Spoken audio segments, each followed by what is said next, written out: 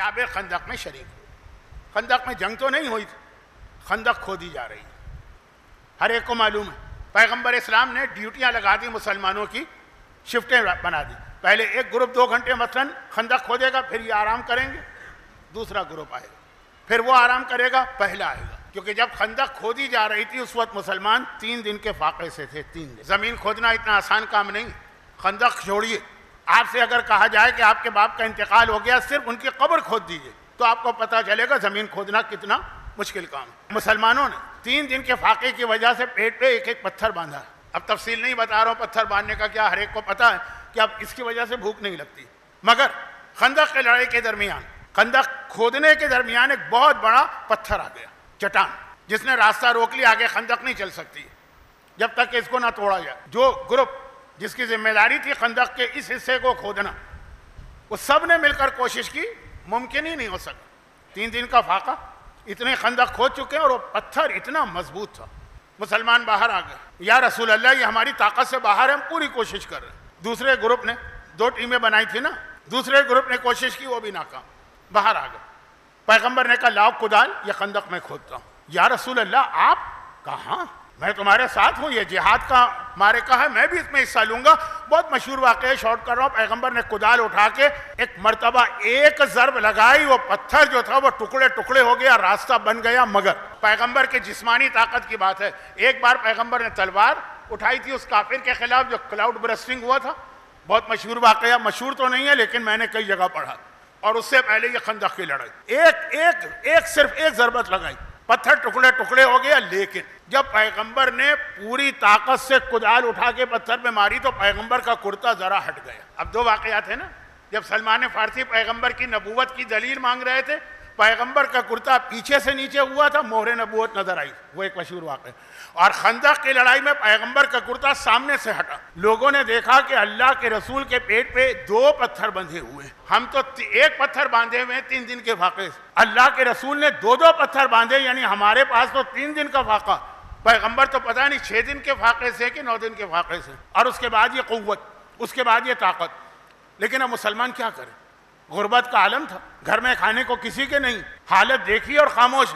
جابر برداشت نہیں کر سکے. پھر عرض کرو جملہ, جابر مدینے کے پرانے باشندے, یہاں رہنے والے, وہ دوڑ کے اپنے گھر گئے اور بیوی سے پوچھا کہ بھائی گھر میں کچھ ہے کھانے کو, میں نے رسول اللہ کی ایسی حالت دیکھی ہے کہ مجھے برداشت نہیں ہو رہا. 2 پتھر. بہت اہم جملہ آنے والا ہے بیوی کا, یہی میرا موضوع تھا, لیکن اس کے لیے یہ تھوڑی سی تفصیل بتانا ضروری تھی. پیغمبر اس عالم میں, ہم سب سے زیادہ فاقے کے عالم میں, گھر میں ہے کچھ کھانے کو. بیوی نے کہا کہ بکری کا چھوٹا سا بچہ, اور میں نے اس لیے رکھا ہوا ہے کہ تم اتنی محنت کر رہے ہو, خندق کھود رہے ہیں, جب بہت زیادہ بھوک ہو جائے گی, ہو گئی یہ 3 دن کی تو ہو چکی ہے, اس سے زیادہ, تو یہ تمہارے کھانے کے لیے, اور تھوڑے سے جو رکھے ہوئے, ایک آدمی کا مشکل سے کھانا بن سکے گا. دیکھیں اسلام شوہر بیوی کے رشتے کے حوالے سے بہت ساری باتیں کہتا. اب آج کل جو ٹیلی ویژن ہے, یہ ڈرامے ہیں, یہ ڈش ہے, یہ انٹینا ہے, یہ میڈیا, یہ کتنا اس چیز کو اچھالتا ہے کہ دیکھیے ہمارے یہاں عورت کو جو ہے وہ حقیر سمجھا جاتا ہے. پہلے سارے گھر والے کھانا کھا لیں, پھر بچا ہوا وہ کھاتی, جن کو پتہ ہی نہیں کہ شوہر بیوی کے درمیان محبت کیا ہوتی ہے, ایک دوسرے کے لیے قربانی کا جذبہ کیا ہوتا ہے, کس طرح خوشی کے ساتھ قربانی دی جاتی ہے. وہ عورتیں جو ہے نا ان کو یہ سمجھ میں. لیکن جابر کی بیوی نے کہا تمہارے لیے رکھا, تم اتنی محنت بھی کر رہے ہو, میدان خندق میں 1 آدمی کا کھانا. جابر نے کہا چلو چھوڑو مجھ سے زیادہ بھوک کے عالم میں تو اللہ کے رسول ہیں, ہم یہ پیغمبر کو کھلا دیتے ہیں, ہمارا دیکھا جائے گا. یہ کہے کہ جلدی سے بکری کا بچہ جابر نے اٹھایا اور ذبح کیا, اور اس کے بعد کہا کہ چولہے کے اوپر گوشت چڑھاؤ, سالن تیار کرو. اب میں پوری تفصیل تو نہیں بتاؤں گا نا. اور یہ جو ہے نا اس سے روٹیاں بناؤ, میں جا کے پیغمبر کو بلا کے لاتا ہوں. یہ کہہ کے جابر چلے. اب وہ سالن پک رہا ہے, گوشت. اب وہ عربوں کا سالن کوئی ہمارے آپ کی طرح سے وہ اسپائسی تو نہیں ہوتا نا, سادہ پانی, اس میں گوشت, آپ گوشت کہہ لیجیے. اور ادھر جلدی سے اس بیوی نے جو پیسے چکی پہ, اور اس کے بعد جو پسے ہوئے جو سے آٹا, اس کا جو کا آٹا گوندا, اس کے بعد تندور روشن کیا اور اس میں روٹیاں لگانا شروع. ادھر جابر بھاگے بھاگے پہنچ گئے خندق کے میدان. اچھا میدان خندق بالکل مدینے سے ملا ہوا, مدینے ہی کا حصہ. چنانچہ جابر پہنچے, کہا یا رسول اللہ. اب دیکھا پیغمبر کے قریب تو کوئی نہیں, اس کو برا لگے گا, کوئی نہیں تھا, کیونکہ آدھی شفٹ خندق کھود رہی ہے, آدھی شفٹ آرام کر رہی ہے. کیا یا رسول اللہ میرے گھر میں 1 آدمی کا کھانا ہے, اور میں نے وہ آپ کے لیے تیار کروایا, مجھ سے آپ کی یہ بھوک برداشت نہیں ہو رہی ہے, آپ میرے ساتھ چلیں اور یہ کھانا جو ہے وہ آپ کے لیے تیار ہو رہا ہے. پیغمبر نے کہا جابر ایک کام کرو, اپنے گھر جاؤ, اب بیوی سے کہہ دو کہ جب تک کہ میں نہیں آؤں گا اس وقت تک وہ جو سالن کا برتن ہے نا, دیگچی, چھوٹا سا برتن, پتیلی, اسے چولہے سے اتارے نہیں, اور جو روٹی اس نے تندور میں لگانا شروع کی.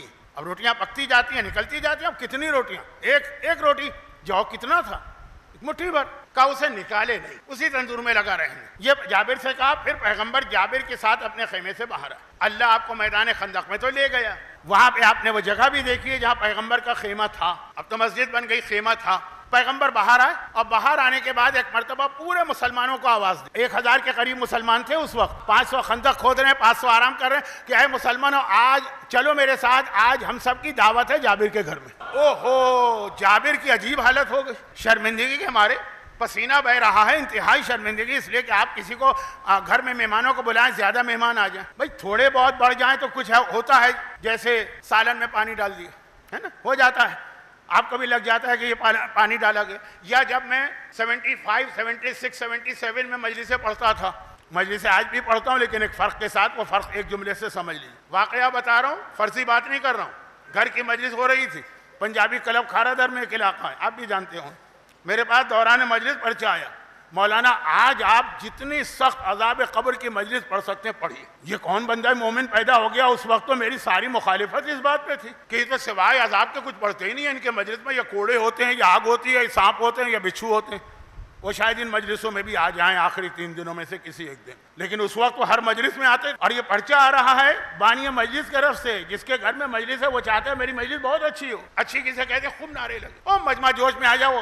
اور وجہ کیا لکھ رہے ہیں اسی پرچے پر؟ کہہ رہے ہیں کہ آج مہمان زیادہ آ گئے ہیں, کھانا کم ہے, ایسی مجلس پڑھیے لوگوں کی بھوک ہی مر جائے. اور یہ جو ہے, اور یہ واقعہ پڑھ رہا ہوں ممبر کے اوپر, سچا واقعہ میرے ساتھ گزری. تو اب اگر مہمان زیادہ آ جائیں تو آدمی کے ہاتھ پاؤں پھول جاتے ہیں نا, اور یہاں تو ایک آدمی کا کھانا ہے 1000. اب انتہائی شرمندہ کہ آج کتنی لوگوں کے سامنے میری توہین ہوگی, بے عزتی ہوگی, کیا کیا باتیں بنیں گی. جلدی سے وہ گھر میں آئے. اور ایک مرتبہ کہا کہ اچھا بیوی نے دیکھا, کہا جابر تم رسول کو دعوت دے کے آئے تھے, کیا رسول نے دعوت ٹھکرا دی؟ کہا نہیں, وہ قبول کر لی. آ رہے, کہا جابر تو تمہیں ہنستے مسکراتے خوش آنا چاہیے تھا, رسول تمہارے گھر آ رہے ہیں, تم تو بہت پریشان نظر آ رہے ہو, آنکھیں پھٹی ہوئی ہیں, چہرے کا رنگ اڑا ہوا ہے. کہا ہوا یہ ہے کہ پیغمبر نے پورے 1000 مسلمانوں کو بلا لیا اور ہمارے گھر میں تو کھانا ہے ہی نہیں. کہا اے جابر تم نے ان سب کو دعوت دی؟ کہا میں نے تو کچھ نہیں کہا ہے, رسول نے کہا. کہا جب رسول نے کہا ہے تو انتظام بھی رسول ہی کریں گے. حدیث قصہ سے لے کے کربلا کے پہلے ظاہر تک یہ جابر کی بیوی کی بات سنی ہے. کیا اعتقاد اس مومنہ کا ہے؟ کہا کہ جب اللہ تم نے نہیں بلایا تو اب تمہاری کوئی ذمہ داری نہیں, جب رسول اللہ نے بلایا ہے اب یہ ذمہ داری ان کی, وہ انتظام کریں گے. اچھا اب یہاں تک تو جو واقعہ تھا یہ میرے اصل موضوع سے متعلق. اب اس کے بعد بھی بہرحال واقعہ پورا کر دوں گا کیونکہ اس میں آخر میں بھی واقعاً ایک ایسی ہی فضیلت کی چیز ہے. یہاں تک کا واقعہ کیا, رسول نے دعوت دی ہے, ذمہ داری رسول کی. مومنہ اس طرح نہیں کہہ رہی ہو تو خوشی سے کہہ رہی ہے جابر تم پریشان نہ ہو, زمانے کا امام آئے گا, زمانے کا امام اگر ہم کو بلائے گا نا وہ سارا انتظام خود کرے گا, اپنے آپ کو پہچانوائے گا بھی, اپنے تک آنے کا سارا انتظام بھی امام کریں گے, آپ کو نہیں کرنا ہے. جن کو امام بلائیں گے, دیکھیے ہم امام کے پاس بھی توہین کا جملہ نہیں, ذرا مذاق کا جملہ, امام کے پاس بھی بن بلائے نہیں جائیں گے. مکے میں آئیں گے, ظاہر ہوں گے, جبرائیل کا اعلان ہوگا, ہم کو بلایا جائے گا. خود جانا ہے تو انتظام آپ کو کرنا ہے, جب وہاں سے بلاوا ہے تو انتظام اس کو کرنا ہے. یہ ہمارے لیے بھی ہے, یہ رسول کے لیے بھی ہے. شب معراج رسول خود سے نہیں گئے, بلایا گیا تو سواری وہاں سے آئی ہے. ہمیں بلایا جائے گا, ہمیں امام خود اپنا تعارف کرائیں گے, آپ کو اتنا ٹینشن نہیں لینا. اچھا اب اصل چیز اس کے بعد کی تھی, یعنی واقعہ نہیں, اصل سوال اس کے بعد کا پیدا ہو رہا ہے, وہ میں اس پہ آتا ہوں, پہلے واقعہ پورا کر دوں. جابر نے کہا لیکن نیک بخت. اب دیکھیں جابر جیسا صاحب معرفت صحابی, لیکن اس کے گھر میں مہمان آ رہے ہیں, سامان کچھ نہیں, پریشان تو ہے نا. بیوی نے کتنے اعتقاد کے ساتھ کہا, لیکن جابر پریشان تو ہیں. بیوی نے کہا رسول نے کچھ اور بھی کہا تھا. ہاں کہا تو تھا, روٹی نہ نکلے تندور سے, اور یہ برتن جو ہے یہ چولہے سے نہ اترے. کا ٹھہر جاؤ, 1000 لوگ آ گئے, 3 دن کا فاقہ ہے, اور وہاں یہ دعوت ملی کھانے. یہاں تو آپ کا پیٹ بھرا ہوا, اس کے بعد بھی آپ بوفے کی ٹیبل پر شادی میں کس طرح حملہ کرتے ہیں. یہ لگتا ہے ایسا ہے کہ مومن جنگ خندق یا جنگ احد میں کافروں کے لشکر پہ اٹیک کر رہا, اور وہاں 3 دن کا فاقہ اور محنت الگ ہے, اور جابر کی طرف سے دعوت آئی. تو اب جابر جو ہے ان کے ذہن میں تو پریشانی ہے, پیغمبر سب سے آخر میں آئے. جابر کے گھر میں رکے نہیں, مہمانوں کا کمرہ تھا. اچھا وہ باغ میں یہ گھر تھا, تو باغ میں مہمان بیٹھے, پیغمبر گھر کے دروازے پر آئے, کہا جابر میں تمہارے باورچی خانے ایک کچن میں جانا چاہتا ہوں.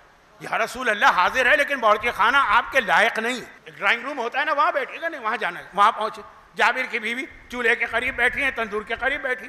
پیغمبر نے کہا تم یہاں سے ہٹ جاؤ, یہیں رہو لیکن ذرا کونے میں ہو جاؤ. اپنے ہاتھ سے پیغمبر نے وہ برتن اتارا کہ جابر تمہارے گھر میں کوئی پیالہ ہے؟ ہاں یا رسول اللہ ایک باؤل ہے جس میں ہم لوگ کھانا کھاتے ہیں, لے آؤ. 2 آدمیوں کا کھانا. پیغمبر نے اپنے ہاتھ سے جو برتن چولہے پر تھا اس سے گوشت اور سالن اس میں ڈالا اور خود بیوی کو روکا, تندور سے روٹی نکالی. اچھا, عرب میں ایک بہترین کھانا ہوتا ہے, سالن میں روٹیوں کو توڑ توڑ کے ڈالا جاتا ہے. جیسے بعض لوگ پائی بھی اس طرح کھاتے ہیں, کچھ اور کھانے بھی. پیغمبر نے اپنے ہاتھ سے توڑا, کہا جابر یہ برتن باہر لے جا. اب جابر 1000 آدمی بیٹھے ہیں, میں 5 آدمیوں کا برتن لے کے جا رہا ہوں. کہا لیکن واپس آ جانا, یہ برتن لے جاؤ. اور جو دوسرا برتن ہے, اچھا جابر کے گھر میں برتن بہت تھے, اس کی ایک الگ تاریخ. یہ وہاں یہ سرونگ ڈش لے آؤ, لے کے آئے. پھر ایک مرتبہ پیغمبر نے سالن چھوٹے سے جو دیگچی جو چولہے پہ تھی وہاں سے ڈالا, تندور میں ہاتھ ڈالا, وہاں تو ایک ہی روٹی لگائی تھی بیوی نے, دوسری روٹی نکال لی. اب جابر اور جابر کی بیوی حیران ہے, دوسری روٹی کہاں؟ شاید ذہن میں رہا. ہوتا رہا کہ 5-5 10-10 آدمیوں کا کھانا جاتا رہا. پیغمبر تندور سے روٹیاں نکالتے رہے, وہ نکلتی رہیں. پیغمبر اس سالن کو, وہ جو برتن ہے سالن کا, اس سے سالن انڈیلتے رہے سرونگ ڈش میں, وہ سالن آتا رہا یہاں تک کہ پورے 1000 آدمیوں کا کھانا ہو گیا کافی. ابھی بھی سلسلہ رکا نہیں. پیغمبر نے کہا جابر اب یہ لوگ جو ہے نا, جب ان کے ہاں فاقہ ہے تو ان کے گھر میں بھی فاقہ ہوگا. ان کے گھر کی عورتیں ہیں, ان کے بچے ہیں, ان کے بزرگ ہیں, والدین, یہ کھانا لے کے جاؤ. ایک مرتبہ یہ کھانا مدینے جا رہا, 3000 کی آبادی تھی مدینے کی, ان سب کے پاس کھانا گیا. آخر میں پیغمبر نے کہا جابر تم اور تمہاری بیوی بیٹھ جائیں. پھر پیغمبر نے ان کے لیے کھانا سرو کیا اور تندور سے روٹیاں نکل رہی ہیں. جہاں ایک روٹی لگی تھی وہاں 3000 سے زیادہ نے. آخر میں پیغمبر نے اس سالن کو آخری پیالے میں انڈیلا, ایک روٹی نکالی اور خود جابر کے گھر کا یہ کھانا کھانا شروع کر دیا. جابر کہہ رہے ہیں کہ مرتے دم تک میں حیران رہا, جس تندور میں ایک روٹی لگائی گئی تھی اور جگہ ہی نہیں تھی 5 سے زیادہ کی, اتنے سارے لوگوں نے کھا لیا. یہ پیغمبر کے ہاتھوں کی برکت ہے نا, ہاتھ مس ہو گیا تو اتنا سالن سب کے لیے کافی ہو گیا. پیغمبر کا ہاتھ روٹی تک پہنچا, اتنی روٹیاں سب کے لیے کافی ہو گئی. جب پیغمبر کے ہاتھ میں اتنی برکت ہے تو جو فاطمہ سر سے پیر تک پیغمبر ہوں, جن کا خون پیغمبر کا خون ہے, جن کا گوشت پیغمبر کا خون ہے, جو پیغمبر کا ٹکڑا, اس فاطمہ کی برکت کا کیا کہنا. خالی پیغمبر کا ہاتھ مس ہوا ایک روٹی کو. دیکھیں جابر جیسا صاحب معرفت اس منزل پہ نہ پہنچا جس پہ جابر کی بیوی پہنچی. اور پیغمبر کے انہی چھوٹے چھوٹے معجزات سے, کوئی معجزہ چھوٹا نہیں ہے لیکن جب ذات سیدہ آ جائے سامنے تو ہر معجزہ چھوٹا. پیغمبر کے انہی معجزات سے اندازہ کریں. جب پیغمبر نے فرما دیا فاطمہ تو بذاتی منی, فاطمہ میرا ٹکڑا,